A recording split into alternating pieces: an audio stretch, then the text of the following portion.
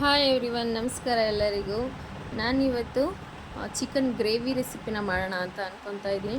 ಇದು ಚಪಾತಿ, ರೊಟ್ಟಿ ಮತ್ತು ಬಿರಿಯಾನಿಗೆಲ್ಲ ಗ್ರೇವಿಯಾಗಿ ಸೈಡ್ ಡಿಶ್ಶಾಗಿ ಬಳಸ್ಕೋಬಹುದು. ಇದನ್ನು ಯಾವ ರೀತಿ ಮಾಡೋದು ಅಂದರೆ, ಒಂದು ಜಾರ್ನ ತೊಗೊಂಡು ಅದಕ್ಕೆ ಪುದೀನ, ಕೊತ್ತಂಬರಿ, ಆಮೇಲೆ ಒಂದೆರಡು ಗೆಡ್ಡೆ ಬೆಳ್ಳುಳ್ಳಿ, ಅರ್ಧ ಇಂಚು ಶುಂಠಿ, 3 ಹಸಿರು ಮೆಣಸಿನ್ಕಾಯಿ, 2 ದಪ್ಪ ಈರುಳ್ಳಿ, ಆಮೇಲೆ 2 ಟೊಮ್ಯಾಟೊ, ಸ್ವಲ್ಪ ಇದಿಷ್ಟನ್ನು ಹಾಕ್ಕೊಂಡು ರುಬ್ಕೋಬೇಕು. ಈಗ ಒಗ್ಗರಣೆ ಯಾವ ರೀತಿ ಮಾಡೋದು ಅಂತ ನೋಡೋಣ. 4 ಟೇಬಲ್ ಸ್ಪೂನ್ ಆಗೋಷ್ಟು ಎಣ್ಣೆನ ಹಾಕ್ಕೊಂಡಿದ್ದೀನಿ.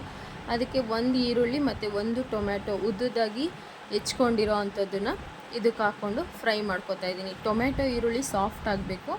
1-2 ನಿಮಿಷ ಎಣ್ಣೆಲಿ ಫ್ರೈ ಮಾಡಿದ್ರೆ ಸಾಫ್ಟ್ ಆಗಿಬಿಡುತ್ತೆ. ಅದು ಆದಮೇಲೆ ನಾನು ಇಲ್ಲಿ ಅರ್ಧ kg ಆಗುವಷ್ಟು ಚಿಕನ್ನ ಹಾಕ್ಕೊತಾ ಇದ್ದೀನಿ. ನಾನು ಅರ್ಧ kg ಕ್ವಾಂಟಿಟಿಗೆ ತೋರಿಸ್ತಾ ಇದ್ದೀನಿ.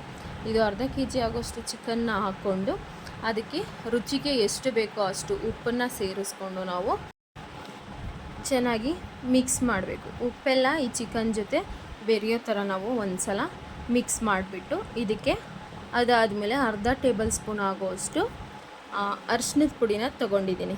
ಈ ಅರಿಶಿನದ ಪುಡಿನೂ ಹಾಕ್ಕೊಂಡ್ಮೇಲೆ ನಾವು 1-2 ನಿಮಿಷ ಲೋ ಫ್ಲೇಮಲ್ಲೇ ಇಟ್ಕೊಂಡು ಇದನ್ನು ಮಿಕ್ಸ್ ಮಾಡ್ಕೋಬೇಕು. ಆ ಥರ ಮಿಕ್ಸ್ ಮಾಡ್ಕೊಳ್ಳೋದ್ರಿಂದ ಚಿಕನ್ದು ಹಸಿ ಸ್ಮೆಲ್ಲೆಲ್ಲ ಹೋಗಿಬಿಡುತ್ತೆ. ಈ ಹಸಿ ಸ್ಮೆಲ್ ಹೋದ್ಮೇಲೆ ನಾವು ಲಿಡ್ಡನ್ನು ಕ್ಲೋಸ್ ಮಾಡಿ ಒಂದು 5 ನಿಮಿಷ ಸಾಕು. 5 ನಿಮಿಷ ಆ ಲೋ ಫ್ಲೇಮಲ್ಲೇ ಇಟ್ಕೊಂಡು ಇದನ್ನು ಬೇಯಿಸ್ಕೋಬೇಕು. 5 ನಿಮಿಷ ಬೇಯಿಸಾದ್ಮೇಲೆ ನಾವು ಲಿಡ್ಡನ್ನು ಓಪನ್ ಮಾಡಿದ್ರೆ ಈ ರೀತಿ ಆಗಿರುತ್ತೆ. ಚಿಕನ್ ಸ್ವಲ್ಪ ನೀರು ಬಿಟ್ಕೊಂಡಿರುತ್ತೆ. ಚಿಕನ್ನಲ್ಲಿ ನೀರಿನ ಅಂಶ ಎಲ್ಲ ಬಿಟ್ಕೊಂಡಿರುತ್ತೆ. ಇದಿಷ್ಟಾದರೆ ಸಾಕು. ಈಗ ನಾವು ಆವಾಗಲೇ ಮಸಾಲ ರೆಡಿ ಮಾಡಿಟ್ಕೊಂಡಿದ್ವಲ್ಲ ರುಬ್ಬಿ, ಆ ಮಸಾಲೆನ ಕೂಡ ನಾವು ಇದಕ್ಕೆ ಸೇರಿಸ್ಕೊಂಡ್ಮೇಲೆ ಚೆನ್ನಾಗಿ ಕೈ ಬಿಡ್ದಂಗೆ 1-2 ನಿಮಿಷಗಳ ಕಾಲ ಇದನ್ನು ಮಿಕ್ಸ್ ಮಾಡಬೇಕು.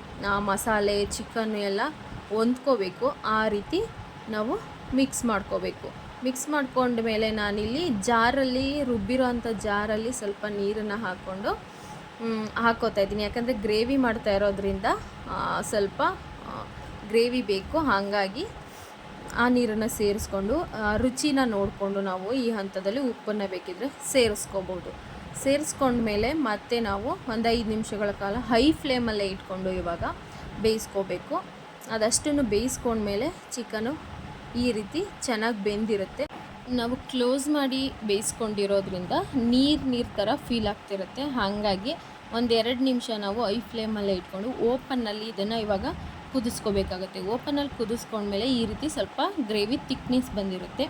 ಆಗ ನಾವು ಇದಕ್ಕೆ ಗಾರ್ನಿಷಿಂಗ್ಗೋಸ್ಕರ ಕೊತ್ತಂಬರಿ ಪುದೀನ ಸಣ್ಣದಾಗಿ ಕಟ್ ಮಾಡಿಕೊಂಡು ಇದಕ್ಕೆ ಸೇರಿಸಿದ್ರೆ ನಮ್ಮ ಚಿಕನ್ ಗ್ರೇವಿ ರೆಡಿಯಾಗುತ್ತೆ.